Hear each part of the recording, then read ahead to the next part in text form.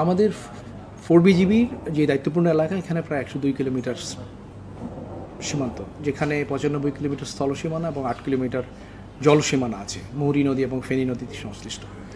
এই সম্পূর্ণ সীমানায় আমরা আমাদের নজরদারি এবং গোয়েন্দা তৎপরতা অব্যাহত আছে।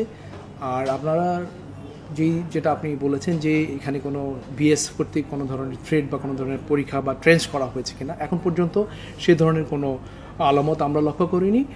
আমরা তাদের সাথে পেশাদারি সম্পর্ক বজায় রাখছি এবং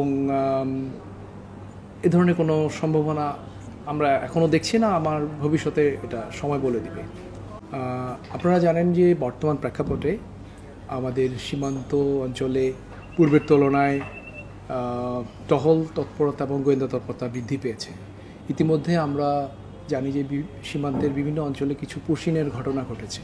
এই প্রেক্ষাপটকে সামনে রেখে আমাদের ডিজি মহোদয়ের নির্দেশনা অনুযায়ী সীমান্তের যেন নিশ্চিত নিরাপত্তা নিশ্চিত করা যায়, সেই লক্ষ্যেই আমরা আসলে আমাদের টহল কার্যক্রম, গোয়েন্দা তৎপরতা, জনসচেতনতা বৃদ্ধি করেছি। আমাদের পাশাপাশি আনসার ভিডিও আমাদের টহলে এবং সীমান্ত প্রহরায় তারা সাহায্য করছে, যেন কোনোভাবেই কোনো ধরনের অনাকাঙ্ক্ষিত ঘটনা এবং অনুপ্রবেশ না ঘটে। এই কারণে আমাদের এই কার্যক্রম চলছে এবং পরিস্থিতি স্বাভাবিক না হওয়া পর্যন্ত আমরা এই কার্যক্রম চালিয়ে যাব।